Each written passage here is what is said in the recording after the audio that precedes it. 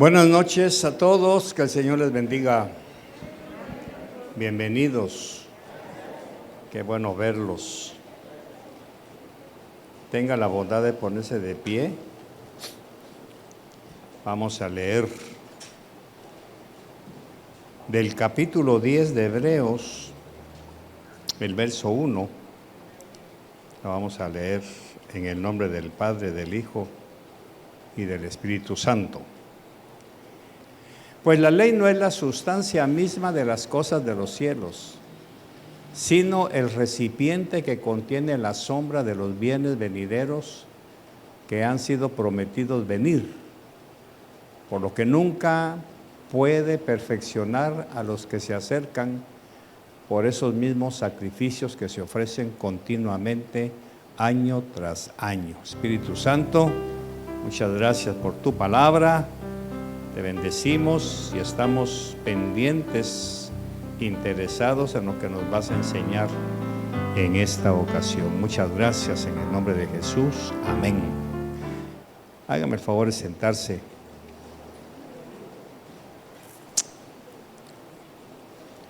Bueno, la semana pasada ya vimos el final como siempre, el final del capítulo 9, verso 28. Así también dice, el Mesías fue ofrecido una sola vez para llevar las transgresiones de muchos, pero aparecerá por segunda vez sin tener relación alguna con la transgresión, o sea, con el pecado, para salvar a los que lo aguardan. Ahí nos quedamos la última vez. Entonces, para poder agarrar el contexto, pues la ley, ahora sí, ya leemos lo que nos puso el hermano en la pantalla, que contiene la sombra de los bienes venideros. Vamos a hablar de la sombra. Recordemos una vez más, ya parece un diplomado, ¿verdad? Pero hay que repetirlo. Recordemos que el escritor de los Hebreos le está hablando a unos judíos que querían regresar a la ley a causa de la persecución que estaban sufriendo en ese momento por su fe en Jesús. Aquí hay algo muy interesante que quizá viene como anillo al dedo. La persecución de los cristianos ha sido siempre el sello precisamente de los cristianos o del cristianismo. Voy a aprovechar para explicar esto. Cuando Jacob viene ya de regreso de la tierra de Labán para encontrarse con su hermano y entrar a Canaán, fíjese bien, pelea con un varón, ¿verdad? ¿Se recuerdan? En el arroyo de Jaboc, antes de encontrarse con Esaú. Dice que mandó a las siervas con sus hijos. Luego mandó a las esposas. Aquí hay algo muy interesante. Jacob sigue siendo el mismo de siempre, porque para encontrarse con su hermano que le tiene miedo por aquella amenaza de muerte, voy a decirlo en una palabra chapina, se porta chispudo, porque dice la Biblia que manda a las siervas, a Bilha y a Silpa con sus hijos. Y atrás iban las esposas, Lea y Raquel. ¿Qué le dice eso? ¿Ah? Que hay una preferencia. Voy a cuidar a mis hijos, de mis esposas, no de las siervas. ¿Ah? Ahí vemos algo que todavía Jacob no ha sido totalmente transformado. Por eso es que después de eso lo vemos peleando con una entidad. La Biblia lo traduce el ángel de Jehová, pero no es el ángel de Jehová. Es una entidad, es un ser que trata de hacerle daño a Jacob. Le voy a explicar por qué. O sea, todo eso hay que estudiarlo punto por punto, porque viene al caso. Entonces esa noche, cuando él manda a las siervas adelante y a las esposas atrás, y también manda las ofrendas de los corderos y todo eso para aplacar la ira de su hermano, Dice que se quedó solo y un varón luchó con él en el arroyo. La clave de todo esto está, ¿cómo te llamas? Y él le dijo Jacob. O sea, él no le dijo Jacob porque él no se llamaba Jacob, esa es la traducción. Él le dijo engañador. Soy engañador, así me llamo, engañador. Y entonces viene el hombre y entre líneas le dice algo que está escondido ahí del por qué está. Hasta ahora te hemos perseguido por ser engañador, por ser tramposo, hasta ahora. ¿Dónde empezó a ser perseguido? Allá cuando la mamá le dijo, ándate a la casa de mi hermano Labán, y empezó una persecución. ¿Se recuerda? Labán lo agarró de punta, como decimos. Entonces hasta ahora te hemos perseguido por ser tramposo. Pero ahora tu nombre será llamado Israel. ¿Qué le dice eso? Que no hay excusa, no hay descanso. Antes, ¿por qué nos perseguían? Por mañosos, por endeudados, porque no pagamos las deudas. ¿Sí o no? ¿Sí o no? ¿Y ahora por qué nos persiguen? Pues por ser hijos de Dios, ahí está. Tu nombre será llamado Israel. Porque has luchado, ¿qué dice? Contra los hombres y contra Dios. Como Jacob has estado luchando contra todos, pero ahora te vamos a perseguir por ser hijo de Dios. Entonces, eso no se ponga contento de voy a aceptar a Jesús para que ya no me pase nada, pues la va a seguir pasando, solo que ahora a otro nivel. Jacob, ¿quién tenía que lo defendiera? Nadie, solo su astucia. Ahora que se llama Israel, ¿quién lo defiende? ¿Verdad? Eso sí lo decimos todos, Dios. Pues sí, el antagonista es quien lo defendía cuando era Jacob. Nadie, él solo tenía que defenderse. Por eso lo vemos defendiéndose de Labán. ¿Y cómo se defendía? Mano a mano. Tú me quitas unas ovejas, yo te quito otras. No me pagas el sueldo, hago lo mío. ¿Ve?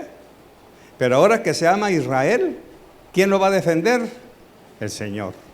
Entonces, antes, ¿quién lo defendía a usted? Usted misma, sus trucos, sus cosas, los escobazos, las malas palabras, los insultos. ¿Y ahora quién la defiende? Pues el Señor.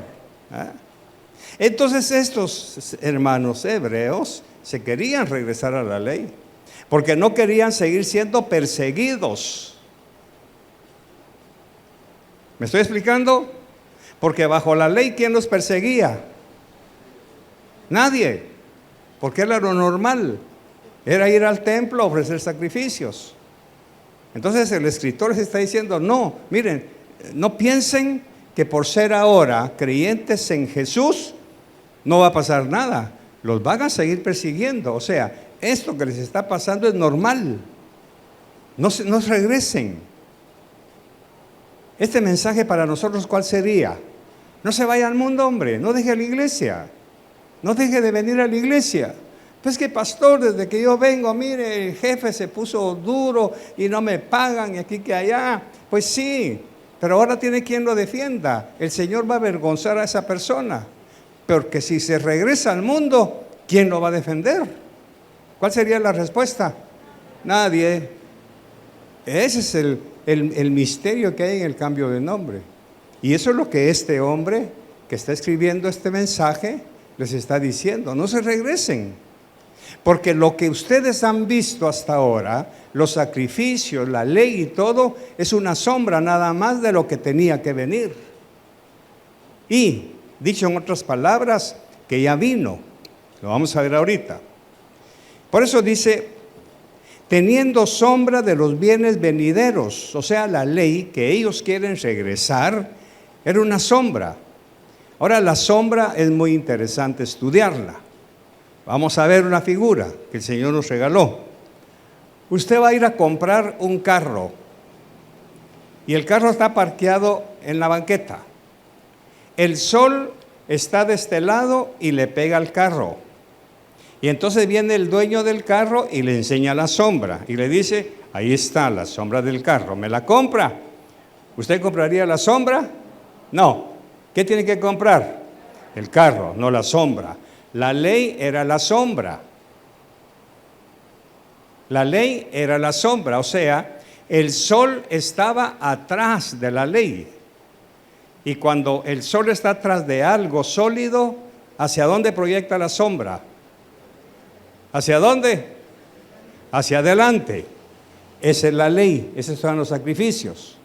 Pero ahora nosotros en Cristo, en el Mesías, el sol está de allá para acá. El sol me pega a mí, ¿dónde está mi sombra? El Antiguo Testamento. Allá están los sacrificios. Ahora yo sigo aquí. Aquí ya no hay sombra, aquí está la realidad. Eso es lo que él está hablando aquí. Por eso usa el término de la sombra. La sombra no es algo malo. La ley no era mala, pero era una sombra, era una figura.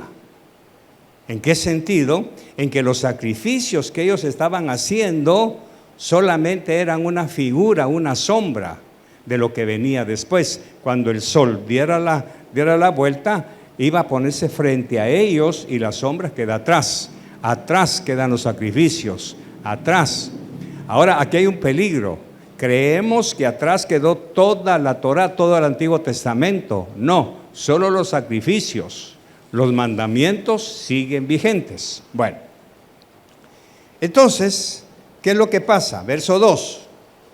Puesto que si ellos, ¿quiénes? Los sacerdotes. Recuerde que estamos hablando de los sacrificios. Puesto que si ellos, pero vamos a terminar el verso 1. Dice que contiene la sombra de los bienes venideros que han sido prometidos por venir, por lo que nunca puede perfeccionar a los que se acercan por esos mismos sacrificios que se ofrecen continuamente, año tras año. Pues dice, pues ya no sentirían remordimiento, puesto que si ellos hubieran alcanzado la perfección, ¿quiénes son ellos? Los sacerdotes.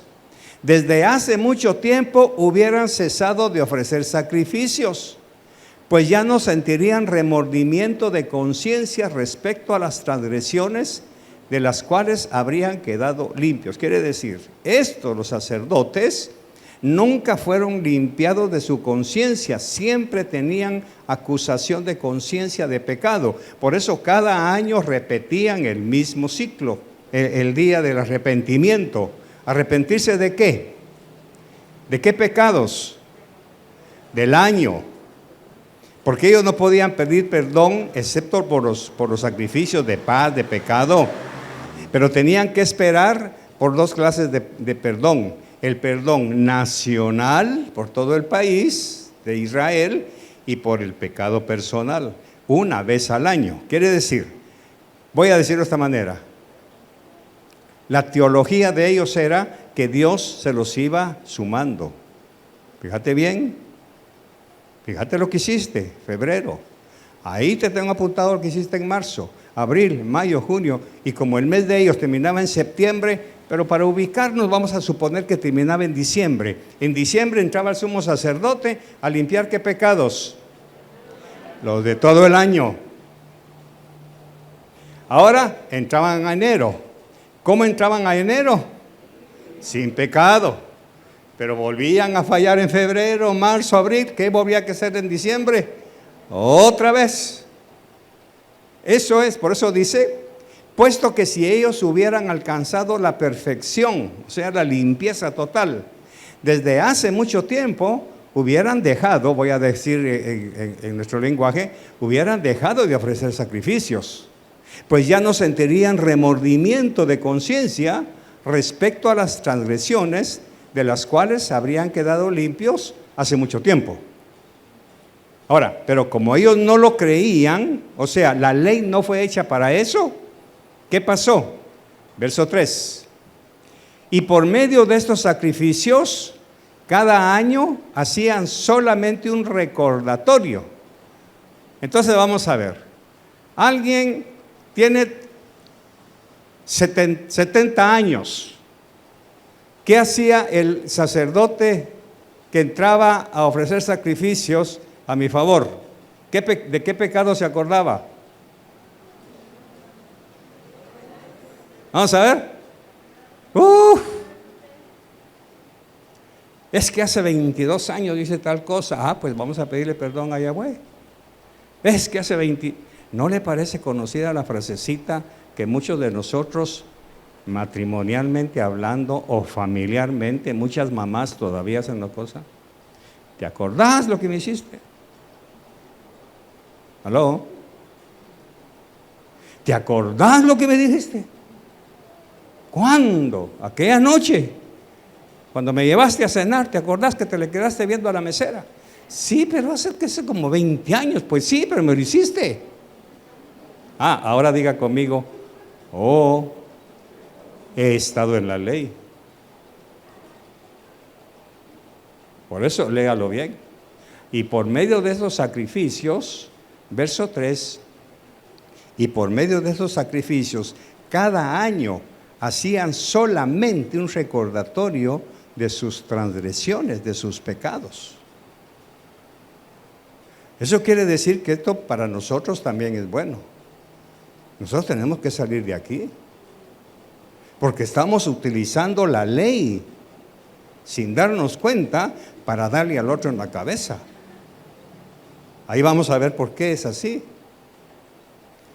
Porque si realmente ya conocemos a Jesús, lo vamos a ver más adelante, que no cubre el pecado, sino lo quita, que hay que recordar de lo que yo hice hace 22 años. ¿Qué manda? Nadie. ¿Por qué? Porque Él en la cruz con su sangre ya borró. Entonces, ¿por qué tiene alguien que recordarme de mis miserias pasadas? Eso quiere decir que la persona está utilizando la ley, estando en Cristo. Por eso duele terriblemente cuando a alguien, ya sea yo, se lo haga a usted o usted me lo haga a mí, y que se acuerda, pastor, usted está utilizando la ley.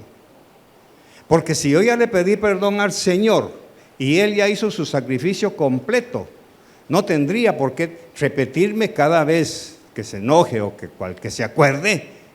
Mire, ¿y usted por qué no me saludó hoy? Es que hoy precisamente me acordé que estoy cumpliendo 20 años de que usted me miró mal. Como fuera aniversario, hermano. Entonces sigamos. Estos son los paralelos. Fíjense pues, verso 3, ¿va? Y por medio de estos sacrificios, cada año hacían solamente un recordatorio de sus transgresiones. Verso 4, porque es imposible. No dice que era.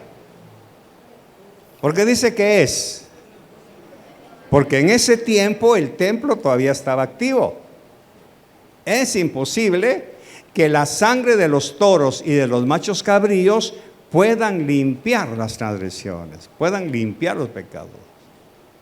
Recuerde que él está hablando a la conciencia de estos judíos y a nosotros, por supuesto. Sigamos. Verso 5. Por esto, cuando Él entró en el mundo, ¿quién es Él? Jesús, el Mesías. Dice, me hiciste comprender que no te complaces en sacrificios ni en ofrendas vegetales. ¿Qué significa esto? Que el Señor ahora aparece en Israel, aparece en el mundo. Pero antiguamente, desde antes, el Señor ya había dicho, y aquí viene un misterio difícil de enseñar y quizá un poco difícil de comprender, pero en la eternidad ya Dios había dicho, necesito enviar a alguien a quitar el pecado del mundo. Por eso dice, no te complaces, me hiciste comprender cuando entré al mundo. Me hiciste comprender que no te complaces en sacrificios ni en ofrendas vegetales. Verso 6. Ni me pediste holocaustos y ofrendas expiatorias por la transgresión. 7. Entonces dije, aquí es en donde entra un misterio. Allá en el cielo, el Señor preguntó, ¿quién quiere ir a limpiar el pecado del mundo? Y entonces él dijo, yo, he aquí que vengo como en el principio de los rollos está escrito de mí, para hacer tu voluntad, oh Dios de dioses. Ahí es en donde Jesús se compromete a venir a quitar el pecado. A quitar. Por eso cuando usted lee los evangelios, de repente se va a encontrar con una frase que dice, y llegado el tiempo. ¿Qué significa, pajarito? Llegado el tiempo. ¿Qué tiempo? Ese tiempo. Entonces, claro, para Dios ese fue un lapso de un eón, que es una medida de tiempo sin cantidad, pero para Dios fue un parpadeo. Para la humanidad no. Génesis 6, el diluvio, Nabucodonosor, la destrucción del templo, hasta que vino Jesús. Pero ya estaba predestinado desde antes. Ya lo vamos a ver aquí. Entonces sigue diciendo, fíjese pues, y aquí es en donde necesito que usted lea con ojos nuevos esto. Verso 5. Por eso cuando Él entró en el mundo dice, me hiciste comprender que no te complaces en sacrificios ni en ofrendas vegetales. Lo que dice Levítico. Cuando alguien haga un pecado, traerá una ofrenda de harina, de vegetal, de obleas. Esas son ofrendas de paz. Pero también dice sacrificios de animales. Verso 6, aquí hay otras dos cosas. ¿Qué dice? No me pediste holocaustos. ¿Qué es un holocausto? Quemar totalmente el cordero. Tenía que hasta las cenizas. Y ofrendas expiatorias, que eran las 4 ofrendas que tenía que ofrecer el sacerdote por los pecados del pueblo. Entonces dice verso 7, entonces dije, he aquí vengo, como en el principio de los rollos está escrito de mí, para hacer tu voluntad, oh Dios de dioses. ¿Dónde estaba escrito eso? Salmos 40, por favor. Aquí es donde empezamos a trabajar, Cristian. Salmo 40, versos 6 y 8. ¿Dónde estaba escrito eso? Ahí lo vamos a ver ahorita. Léalo en voz alta, verso 6.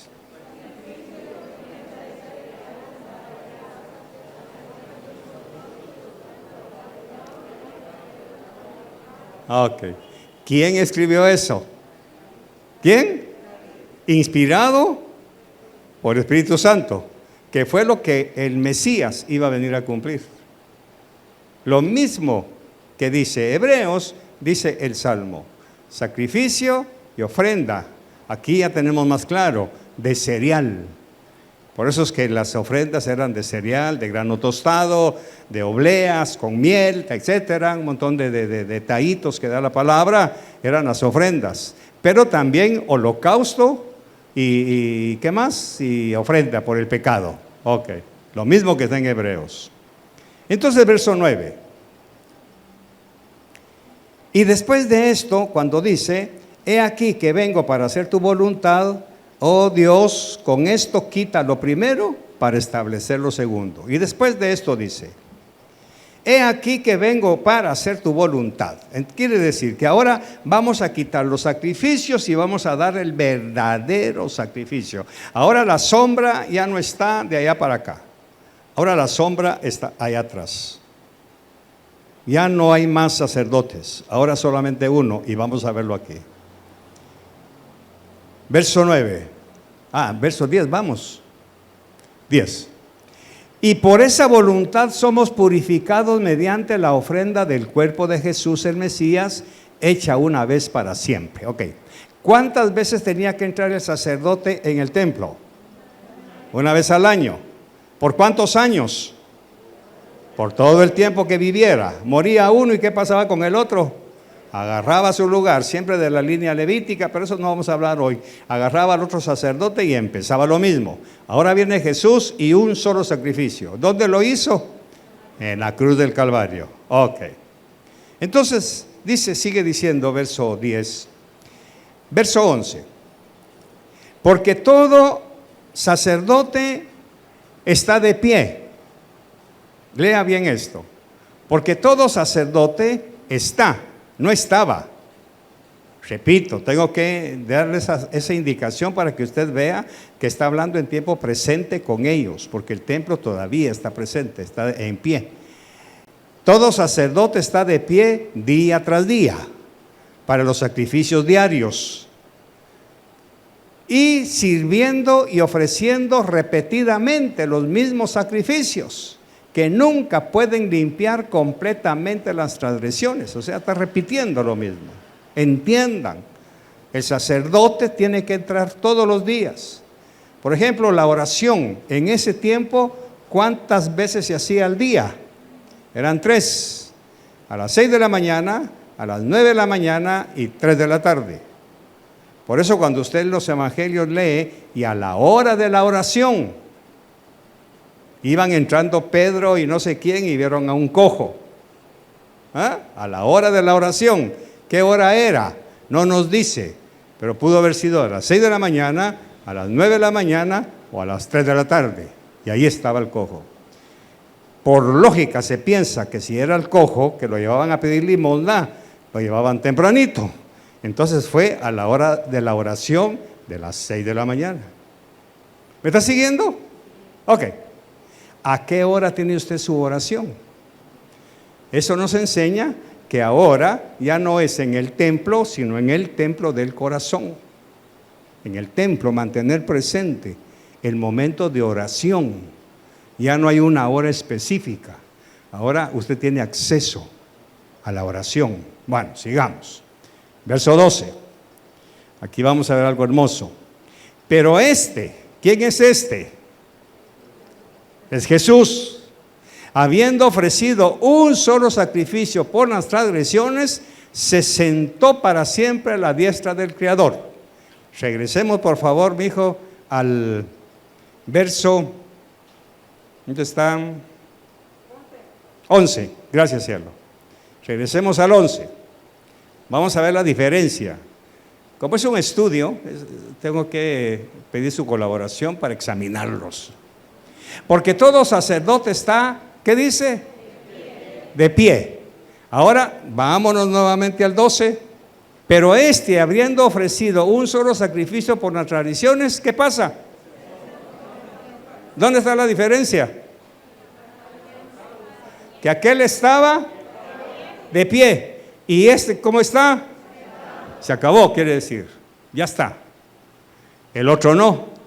Por eso es que el otro no tenía permitido sentarse, porque tenía que ofrecer el sacrificio continuo, por eso se llama sacrificio continuo. Tenía que estar caminando. Pero aquí hay otra cosa.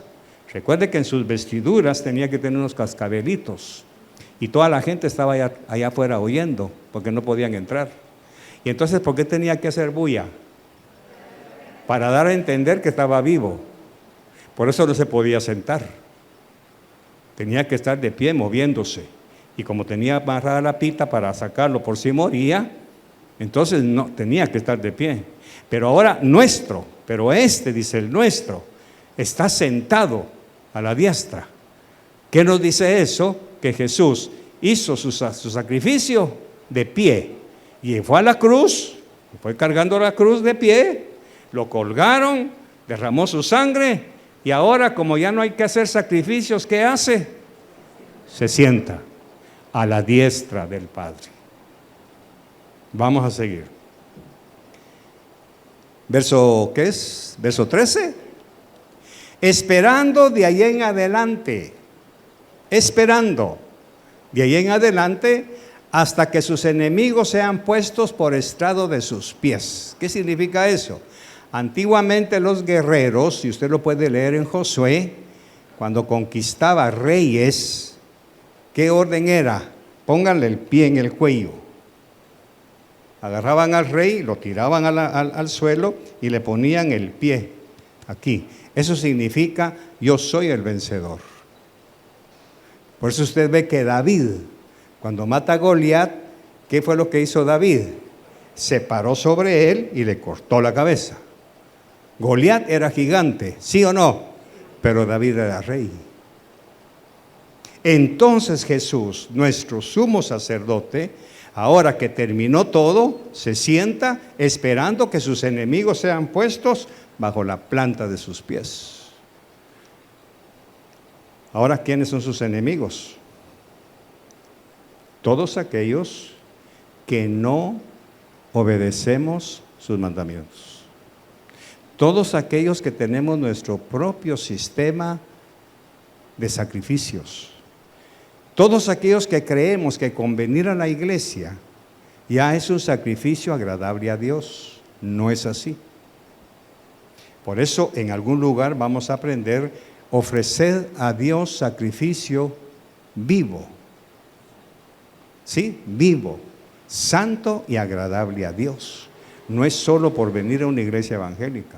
Vaya pues, te voy a acompañar a tu iglesia para agradar a Dios. No, olvídelo, no lo agrada. Eso no es lo que agrada a Dios. Lo que agrada a Dios es un corazón contrito y humillado. Bueno, ¿qué sigue diciendo? Verso 14. Porque con una sola ofrenda hizo perfectos para siempre a los apartados. ¿Quiénes somos los apartados? Usted dirá que he presumido el pastor. Pues sí, pero si no fuera así, yo no estaría seguro de ser hijo de Dios, de ser apartado. Pero aquí hay un problema.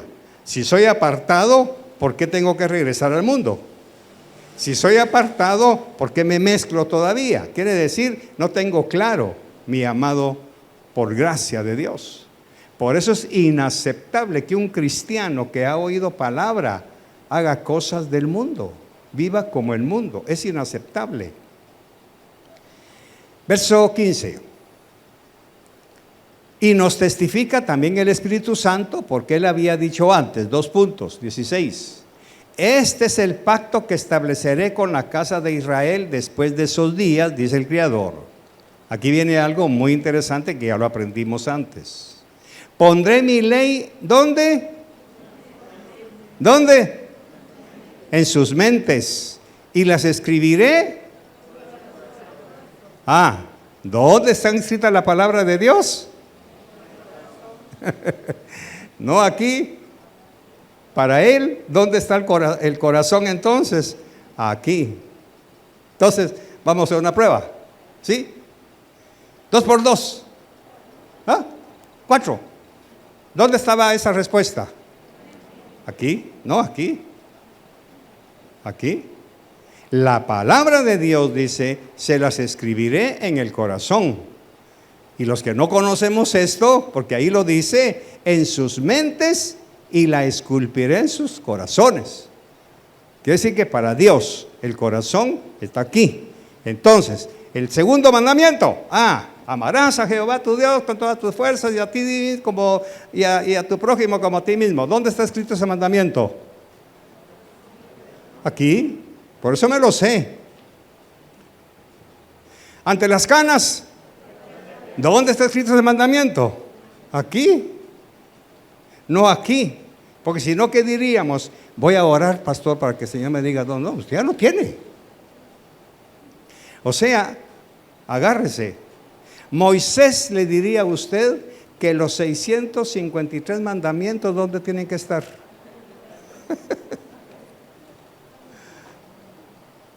Pero Dios dijo, no van a poder. Les voy a poner solo 10. ¿Sí? ¿Sí o no? Ok.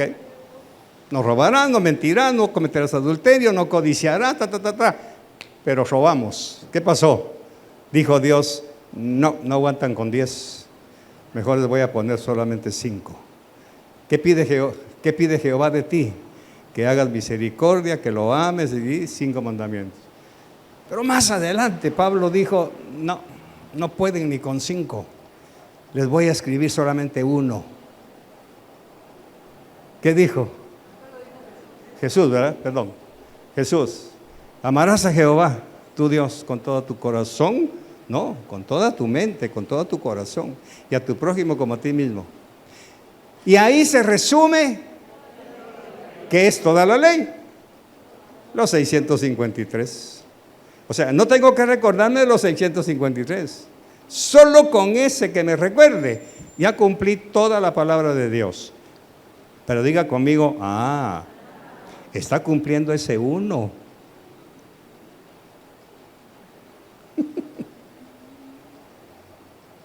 ¿Se da cuenta?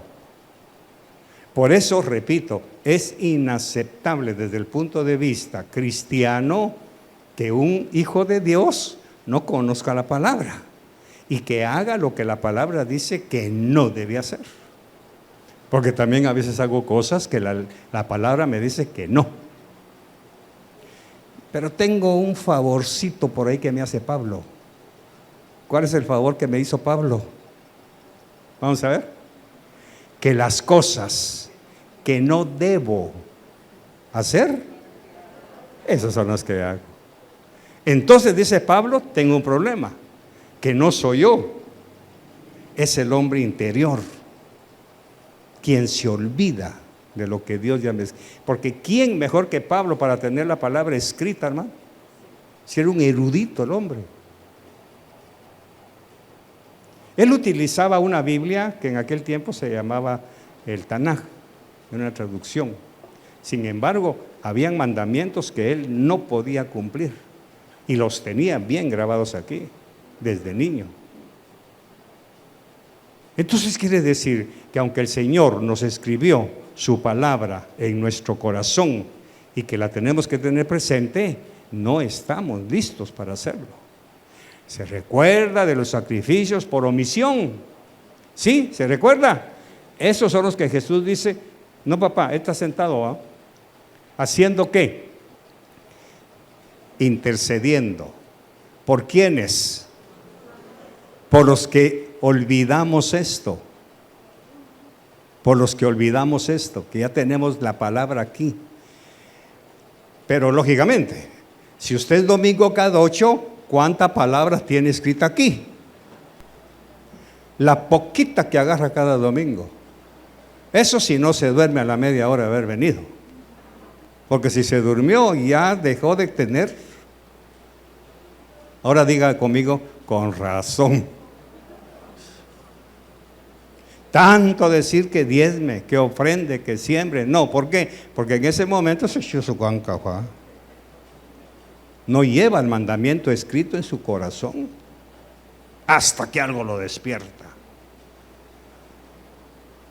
Bonito, ¿no? Entonces, mi trabajo, no como pastor, sino como hijo de Dios, ¿en qué consiste mi trabajo? En que esa palabra esté escrita. Y se me va.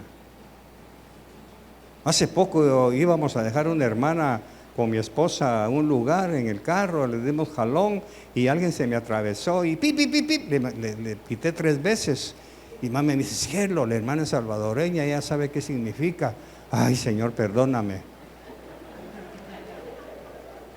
Porque aunque es cierto o no, aquí es insulto.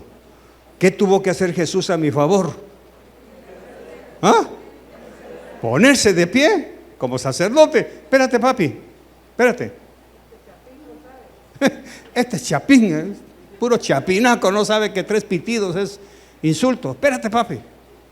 Y mami me dice, cielo. En ese momento viene el Espíritu, pero una fracción de segundo, ras, pide perdón. Perdóname, Señor, perdóname.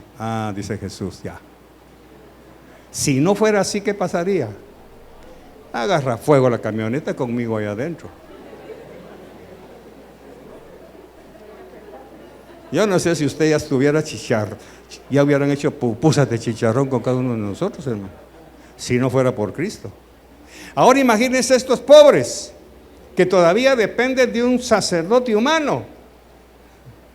Cuando pecan, ¿qué tienen que hacer? A ver si vamos entendiendo. Sí me entiende, porque, perdón, no es buena la frase. ¿Qué tienen que hacer ellos? Esperar 1 año. Y mientras tanto, ¿qué pasaba todo el tiempo? Remordimiento. Ay, les falló al Señor. Les falló al Señor. Que venga rápido octubre. Octubre, porque en octubre para ellos es el calendario hebreo, que es el último mes. Ay, que venga octubre. Te miro preocupado, sí, hombre. Esperando que venga octubre. ¿Y para qué? Para pedirle perdón a Dios. Qué tormento, man. ¿Le gustaría a usted estar ahí? En cambio, ¿hoy qué? inmediatamente. ¿Va? Usted soltó la palabra, ay Señor, perdóname, ya está, no tiene que esperar hasta diciembre, que venga la Navidad. ¿Qué estás esperando que venga diciembre? Estoy esperando diciembre, tal vez va a comer tamales, pero sí, no, eso es lo que le está diciendo. Por eso hace tanta analogía entre el sacerdocio que ellos querían regresar al que hay ahora. Entonces, ¿quiénes están mejor? ¿Los hebreos o nosotros? Nosotros. Y algunos de nosotros ya ni pedimos perdón. No, si Dios sabe que es broma. No, el Padre está enojado. Por eso se dice que los ángeles no saben de bromas. No, si fue una broma, los ángeles el ángel ya viene con la espada. Así que ni de broma. Por eso para nosotros es prohibido contar chistes de la gente. Ahorita que me había que hermana, te voy a contar un chiste. No, hombre, no. Los ángeles no saben de chistes. Tan exagerado, pastor. Yo no, es eso. Esa es la santidad. Bueno, sigamos ahora. Verso 17. Y añade. Fíjese que la unidad, ¿cómo dice? Perdón, mijo, el verso 16, muy interesante. Aquí está la palabra, la acabo de ver ahorita. Este es el pacto que estableceré con la casa de Israel después de esos días, dice Jehová. Pondré mi Torah, mi ley en sus mentes y la esculpiré. Esa palabra me interesa. ¿Qué es esculpir? ¿Ah? Dejar imborrable, agarrar un cincel y esculpirla. O sea, no es solamente escrita, aparte de escribir, la va a cincelar. Eso quiere decir que la palabra de Dios, ¿cómo tiene que estar en nosotros? Cincelada, grabada. Ahora, un grabado esculpido, ¿qué lo puede borrar? Nada. Vemos las cuñas cuneiformes de los egipcios que con tantos años todavía se pueden leer, porque fueron esculpidos. No borran, ni el tiempo borra eso. Pero ¿por qué si a nosotros se nos borra, hermano? Es lo que dijo Pablo. Miserable, miserable hombre de mí. Porque él tenía esculpida la misma palabra que usted y yo tenemos que tener. Ahora sí, verso 19 o verso 18.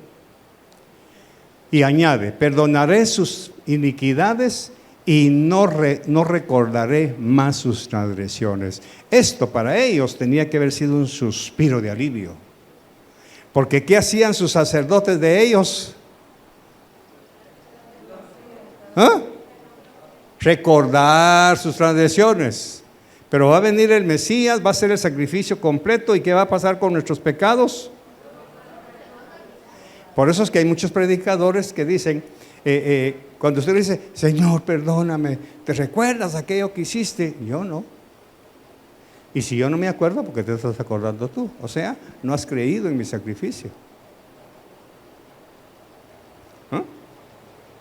Por eso usted no tiene que ir con Dios, Señor, ¿te recuerdas aquello que hice cuando era chiquito? Yo no. Entonces yo tengo mi método. Señor, gracias por tirar al fondo del mar mis pecados. ¿Y por qué al fondo del mar? Porque primero la palabra lo dice. Y segundo, que ¿dónde está el fondo del mar? Que sí que en algún lugar del océano hay un montón de cosas mías. El problema es que están tan profundas que ningún buzo puede ir. No vaya usted a estudiar cómo ir a bucear, pues decir, voy a ir a buscar los pecados del pastor. No los va a encontrar, hermano. A ver, diga conmigo, los míos tampoco. Entonces, gloria a Dios, ¿verdad? En cambio ellos no. Ellos cada año recordaban, Jesús no. Maravilloso. Verso 18. Ah, bueno, pero ¿y si Jesús no se recuerda? ¿Por qué se va a recordar ustedes mis pecados? Por eso la gente que se ha ido Y usted le pregunta, ¿y usted por qué se fue? Es que fíjese usted que hace como 7 años me tiraron en un mensaje. O sea que no ha creído en el sacrificio de Cristo. Bueno, sigamos. Verso 19. ¿Para qué meternos a ese terreno? ¿Hay 19 contigo, Cristian? Ahí está. Así que, ¿verdad? Hermanos míos, teniendo plena confianza para entrar en el lugar más apartado por la sangre de Jesús. O sea que no vamos a entrar al patio de los gentiles, no vamos a entrar al lugar santo, vamos a entrar al lugar santísimo por la sangre de Cristo. ¿Hacer qué? Verso 20. Tomando el camino nuevo y vivo, el cual Él hizo nuevo para nosotros, a través del velo, es decir, su carne. Cuando le rompieron la carne con la lanza, es una figura de romper el velo que había en el lugar santísimo. Dice que se rompió de arriba para abajo. Sigamos, verso 21. Y teniendo un sumo sacerdote sobre la casa del único Dios, ¿qué pasó? Acerquémonos con corazón fiel, en plena certidumbre de fe, purificados los corazones de mala conciencia y lavados nuestros cuerpos con agua pura. La palabra. Lavados nuestros cuerpos con agua pura. Aquí hay un conflicto de creencia. Algunos dicen que el cuerpo no tiene nada que ver con la santidad, pero Pablo dice que todo vuestro ser, cuerpo, alma y espíritu, sean hallados irreprensibles. Voy a tocar un punto bastante neurálgico el día de hoy. Muchos no respetan su cuerpo físico, se hacen tatuajes, se abren agujeros, las labios, la nariz. Ese es el problema. Cristianos se tatúan.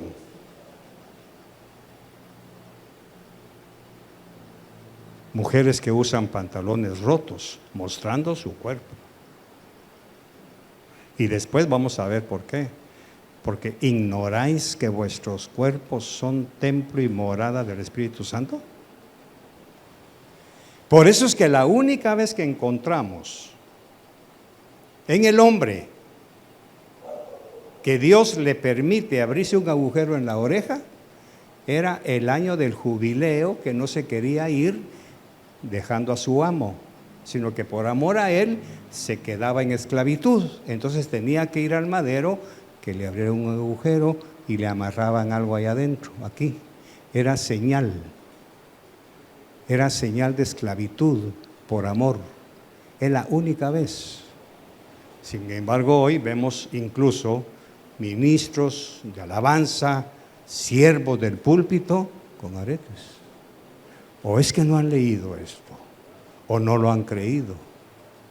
Y lógicamente, si el pastor Berché le aparece un día a usted con un brillantito aquí en la nariz, ¿qué van a hacer todos?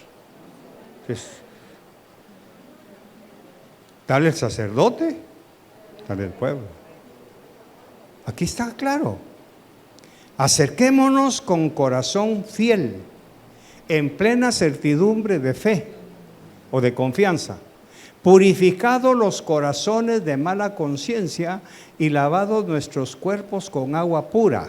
23. Y permanezcamos firmes en la profesión de nuestra congregación sin fluctuar, porque fiel es el que nos prometió, es Cristo. 25. Considerémonos, aquí viene un punto muy especial. Y usted se va a dar cuenta de algo. Vamos a ver si lo logran ver. Yo sé que sí, porque el mismo Espíritu que está conmigo, está con usted. Considerémonos también unos a otros para estimularnos al amor y a las buenas obras. Déjalo ahí un segundito. Léalo y dígame qué significa eso. Léalo en voz alta.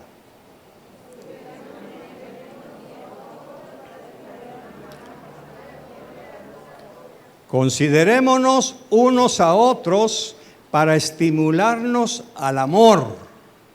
Aquí es en donde la iglesia todavía no ha entrado en esa dimensión. Que si venimos nosotros a este lugar a escuchar la palabra, a ser limpios por el agua de la palabra, tenemos que estimularnos al amor. Yo los tengo que estimular a ustedes y ustedes a mí, al amor y a las buenas obras. ¿Qué significa? Me viene como anillo al dedo. La hermana Rosario se le quemó todo. Algunas cositas no. Yo como pastor tengo que estimularlos a que le demostremos nuestro amor. ¿A través de qué? Oraciones, ayunos y vigilias. ¿Cómo? Con buenas obras. Por eso, si uno de ustedes no participa de esa invitación, o usted no ha nacido de nuevo, o usted es un tacaño, disculpe la expresión, pero tengo que ser sincero, o usted no conoce el amor.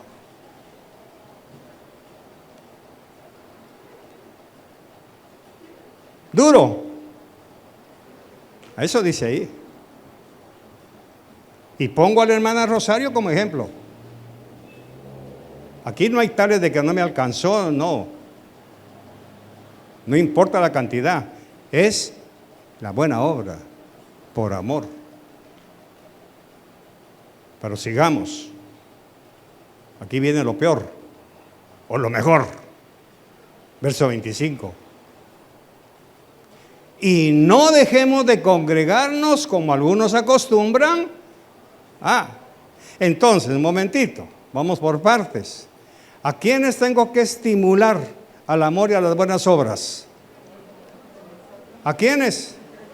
¿Quiénes somos nosotros? No la congregación, Edwin. A los que estamos aquí. Porque hay otros que no se congregan. Y como no se congregan, ¿qué pasa con la invitación al amor y a las buenas obras? No se puede. No se puede. Ahí es en donde viene aquel axioma y dice Pablo, a los tales mejor ni se les hubiera predicado, porque nunca obedecieron, nunca estuvieron, pues. ¿Ya lo vio? Y no dejemos de congregarnos como algunos acostumbran, sino, ahora viene la segunda parte de ese mandamiento. ¿Cuál es? Exhortémonos unos a otros, tanto más cuando vemos que aquel día se acerca. ¿Qué día? El regreso de Cristo. Ahora, exhortémonos unos a otros. Aquí viene lo que a muchos no les gustan. No te he visto, mi hermano. No te he visto. ¿Dónde has estado? ¿Y qué dicen muchos? ¿Y por qué le tengo que dar cuentas? Porque ahí dice. Ahí dice. Lo que pasa es que los que no se congregan, como algunos tienen por costumbre, no aceptan la otra parte. Ser exhortados del por qué no se están congregando. De esa cuenta, muchos ya no vienen. ¿Y sabe qué es lo peor? Ya no se les puede decir nada. No se les puede decir nada.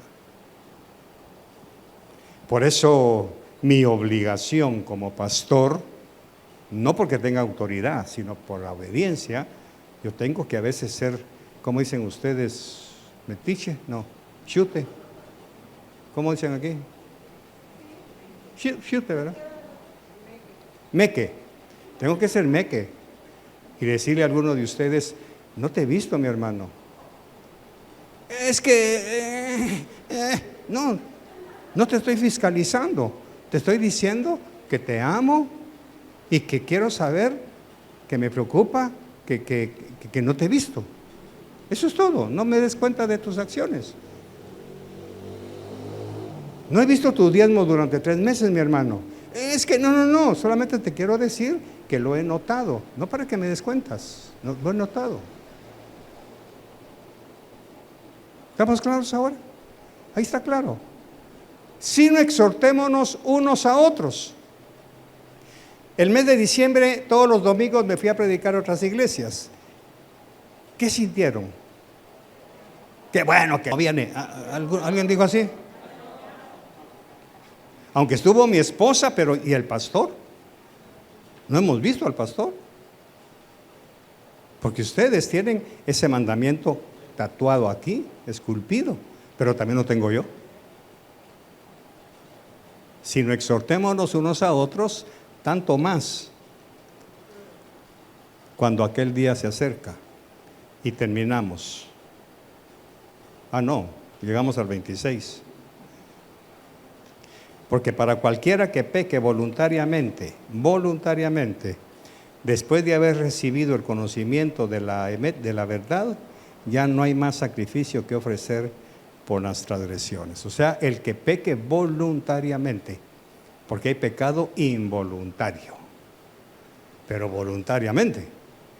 Por eso, quizá termino aquí, aquellos que voluntariamente han ido a buscar el pecado, ya. Dígame una cosa, ¿pueden regresar tranquilamente a la congregación? No, ¿por qué? ¿No se ha preguntado por qué? Porque aquí hay una atmósfera de santidad para aquellos que luchamos, no que seamos, luchamos por estar en santidad, es una atmósfera. Y cuando esa persona que voluntariamente se fue al mundo a pecar, a hacer lo que quería, entra, siente, y entra calladito, se sienta, pero ya no hay a las horas de irse. ¿Por qué no aguanta? Porque la atmósfera espiritual que hay comprime el corazón de esa persona. Y entonces, ¿qué se va diciendo? Es que ahí me vieron. ¿Quién la vio mal? ¿Ella o él? Eso es lo que pasa. Terminemos, verso 27. Sino que está preparado para el juicio terrible y el celo de un fuego que ha de consumir a los que se oponen. Isaías 26:11. ¿Qué dice Isaías 26:11, Cristian? Por favor. Oh Señor, alzada está tu mano, mas ellos no la ven. ¿Quiénes son ellos? Los que se fueron a pecar. Que vean tu celo por el pueblo y se avergüencen. Cuando vienen después de pecar, ¿qué sienten? Se sienten mal, se sienten avergonzados. Y como la gente, normalmente nosotros ya no le hablamos, aunque nos acerquemos, ¿qué pasa? Se sienten mal. Porque ciertamente el fuego devorará a tus enemigos. Del fuego, ¿qué fuego está hablando? De la vergüenza. Y se van rapidito. Por eso tanto enseñar, no se vaya rápido. Salude a alguien, no. ¿No será que tiene algo que esconder? ¿No será que tiene vergüenza de algo? ¿No será que tiene miedo de algo? Los amo. Estudiar Hebreos es descubrir el corazón. La otra semana vamos a seguir con esta parte. Entonces ya sabe usted, deje de congregarse y ya no se le va a poder decir nada. Porque su misma alma no lo va a aceptar. Vaya, renuncie. Vaya a buscar el pecado voluntariamente y ¿qué va a pasar? Ya no va a poder regresar. Ya no se va a sentir bien. Ya no se va a sentir agradado. Va a ver todos los ojos de todos sobre usted.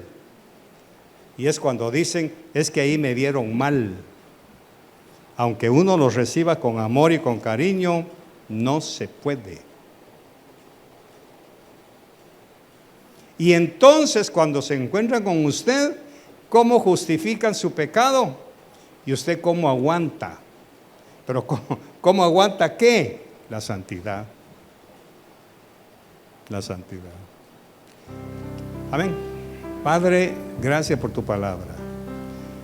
Ayúdanos a no apartarnos de ti, Señor. Bendice nuestra ofrenda, la ofrenda para la hermana Rosario. Levántala y muéstrale en este momento el amor de sus hermanos por las obras que necesitamos hacer para levantarla y ayudarla en solidaridad por ser nuestra hermana. Gracias, en el nombre de Jesús. Amén y amén.